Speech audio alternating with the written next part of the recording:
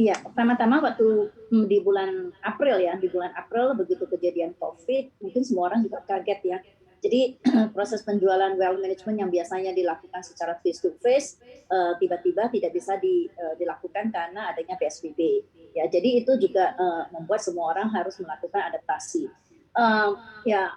Puji syukur ya kan kita dapat dengan cepat melakukan adaptasi di mana akhirnya semuanya bisa dilakukan dengan lancar, yaitu apa yang dilakukan prosesnya adalah seperti melakukan webinar, terus kemudian kita juga melakukan virtual meeting dengan customer gitu dengan mempergunakan juga selain hanya webinar ataupun melakukan virtual meeting, kita juga mempunyai platform yaitu dengan Permata Mobile X yang mana customer bisa melakukan transaksi untuk pembelian reksadana ataupun obligasi ataupun bank assurance itu melalui mobile banking.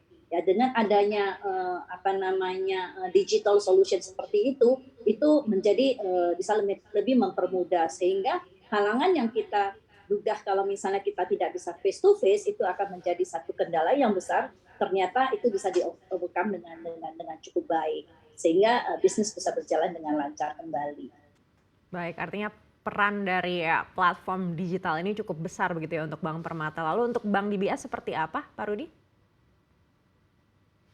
Iya, saya rasa tadi dikemukakan secara tepat oleh Bu Jumaria karena memang pada awalnya terjadi kendala.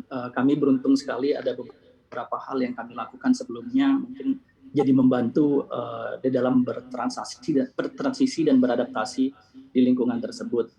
Misalnya phone by instructions by phone.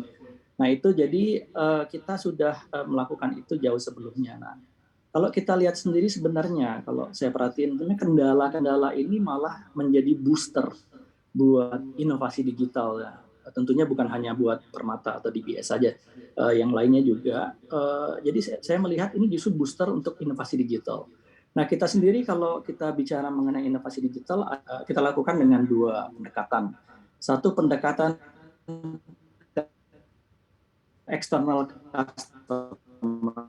Tadi mungkin sudah beberapa contoh platform, dalam hal ini kita ada Digibank by DBS, itu platform digital kita, sehingga kalau tadi kita bicara masalah instrumen obligasi, itu semua instrumen obligasi pemerintah di pasar primer dan sekunder, itu bisa dilakukan dengan platform digital kita. Kemudian tadi saya bilang juga yang instruksi by phone, itu juga sudah kita lakukan jauh sebelumnya dan itu meningkat secara pesat karena di mana kita tidak bisa bertemu secara face to face, media inilah yang kemudian membantu kita untuk tetap berkomunikasi dan bertransaksi dengan nasabah. Tadi disebutkan juga dengan Ibu Jumaria itu webinar, nah itu juga salah satunya pendekatan dengan nasabah. Jadi itu pendekatan pertama untuk nasabah. Pendekatan kedua adalah internal juga, jadi inovasi digital ini juga tidak external center only, tapi juga internal. Di internal kita melakukan continuous improvement di sektor inovasi digital, terutama untuk membuat pendekatan-pendekatan internal kita itu mempunyai akurasi yang lebih tinggi dan produktivitas yang lebih tinggi juga.